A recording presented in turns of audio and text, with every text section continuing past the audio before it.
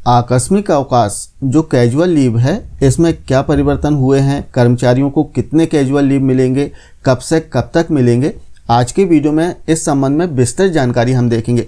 जैसे कि हमें पता है कि वर्तमान में मध्य प्रदेश सिविल सेवा अवकाश नियम 2025 लागू है और इसके पूर्व अवकाश नियम 1977 लागू थे।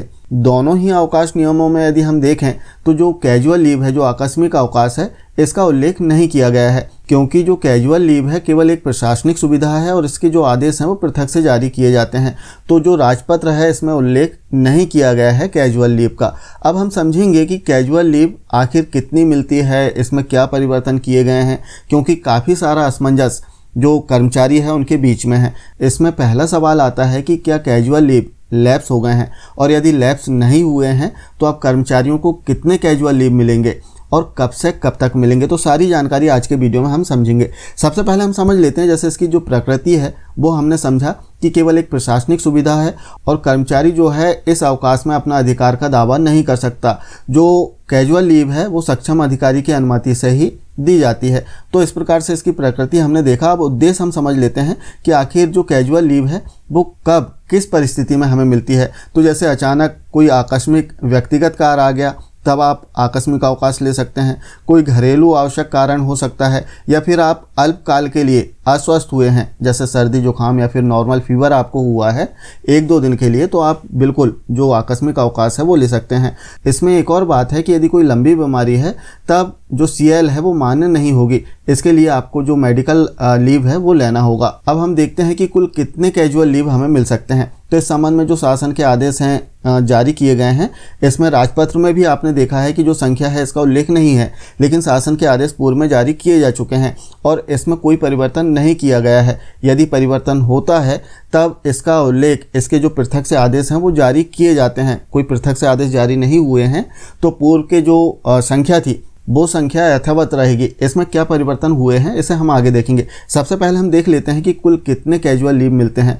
तो पुरुष कर्मचारियों को प्रति वर्ष 13 दिन का जो आकस्मिक अवकाश है वो प्राप्त होता है। इसी प्रकार महिला कर्मचारियों को 20 दिनों का आकस्मिक अवकाश प्रति वर्ष प्राप्त होता है। पूर्व में यदि हम देखें तो पुरुष और महिला कर्मचारियों को एक समान 13 दिनों का जो आकस्मिक अवकाश है वो मिलता था, लेकिन बाद में सामान्य प्रशासन विभाग के द्वारा 7 दिन का अतिरिक्त आकस्मिक अवकाश देने का जो आदेश है वो जारी किया गया, और जिसके अनुसार जो महिला कर्मचारी हैं उन्हें 7 दिनों का अतिरिक्त आकस्मिक अवकाश दिया जाने लगा।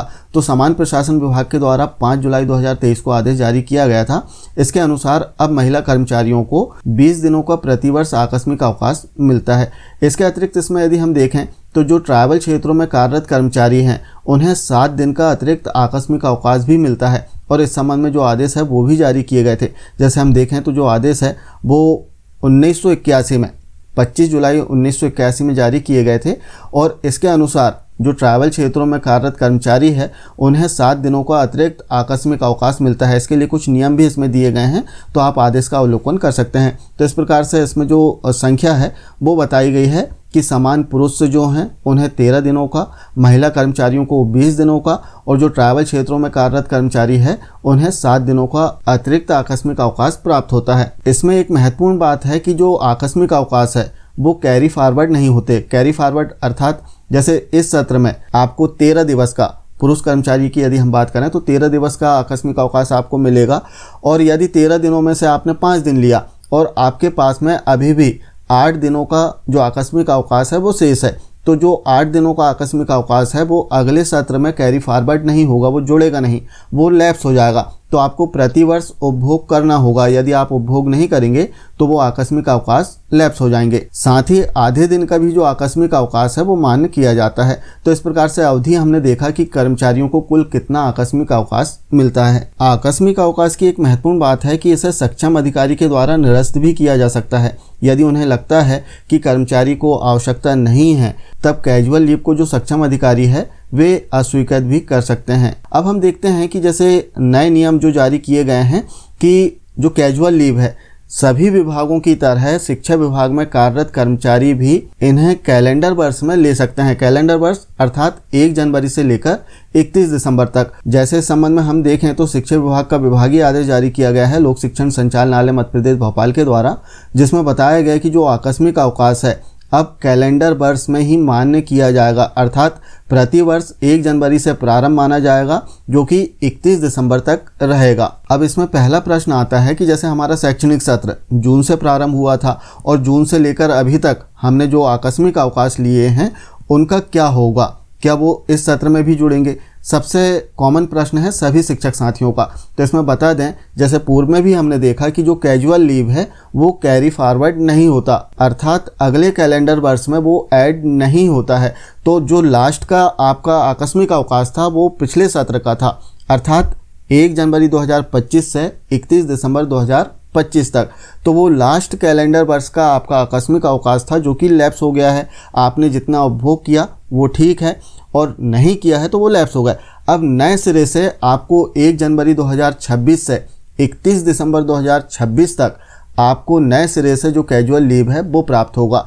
और यदि किसी प्रकार का कोई समायोजन करना हो तो इस संबंध में विभागीय जो आदेश हैं वो जारी किए जाएंगे। वर्तमान में अभी ऐसे कोई आदेश जारी नहीं किए गए हैं। जैसे एग्जाम्पल से हम समझें कि जो पिछला कैलेंडर वर्ष था जिसमें हमारा शैक्षणिक सत्र भी प्रारंभ हुआ था, तो उस कैलेंडर वर्ष में आपने जितने अवकाश लिए वो लास्ट कैलेंडर वर्ष के थे, वो वहाँ पर समायोजित हो जाएगा। अब नया कैलेंडर वर्ष 1 जनवरी 2026 से प्रारंभ हुआ है तो आपको नए सिरे से जो आपके कैजुअल लीव की संख्या है उतनी ही संख्या में आपको आकस्मिक अवकाश मिलेंगे। जैसे आप देखें तो इसमें एग्जांपल दिया गया है कि 1 जनवरी से कर्मचारी को नए वर्ष की पूरी सीएल मिलेगी, जो भी संख्या होती है उतनी सीएल मिलेगी। और उसके पूर्व यदि आपने लिया है, 1 जनवरी के पहले यदि आपने लिया है तो वो पिछले कैलेंडर वर्ष के अवकाश हैं। तो इस प्रकार से यदि एक लाइन में हम कहें या फिर समझें तो इसमें स्पष्ट रूप से बताना चाहेंगे कि जो कैजुअल लीव है अब आपको कैलेंडर वर्ष में मिलेगी।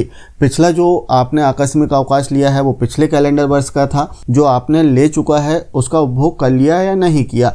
लेकिन अब जो नया कैलेंडर वर्ष है इसमें आप नए सिरे से आकस्मिक अवकाश ले सकते हैं जो कि 31 दिसंबर 2026 तक मान होगा। जो भी कैलेंडर वर्ष होगा 1 जनवरी से प्रारंभ होगा जो 31 दिसंबर तक चलेगा। और इस संबंध में यदि हम देखें तो मध्य प्रदेश शासन वित्त विभाग के द्वारा आदेश भी जारी किया गया था जिसमें स्पष्ट रूप से बताया गया कि 31 दिसंबर के पूर्व जो नियम हैं वो मध्य प्रदेश सिविल सेवा अवकाश नियम 1977 लागू होंगे और इसके पश्चात अर्थात 1 जनवरी से जो नए अवकाश नियम हैं मध्य प्रदेश सिविल सेवा अवकाश नियम 2025 वो लागू कर दिए जाएंगे। तो इसके निर्देश इसमें दिए गए हैं। तो यदि हम देखें तो कैजुअल लीव जो आपको पूर्व में मिलती थी वैसे ही आपको प्राप्त होगी, केवल इसका समय परिवर्तित कर दिया गया है। शिक्षा विभाग में वो शैक्षणिक सत्र में कैजुअल लीव मिलती थी, लेकिन अब सभी विभागों की तरह शिक्षा विभाग में भी जो कैजुअल लीव है वो कैलेंडर वर्ष में दी जाने लगी है। कैलेंडर वर्ष अर्थात 1 जनवरी से लेकर 31 दिसंबर तक। तो आशा है आकस्मिक अवकाश के संबंध में आप जानकारी समझ पाए होंगे। मिलते हैं कुछ इसी प्रकार की जानकारियों के साथ में नेक्स्ट वीडियो में। तब तक के लिए जय हिंद।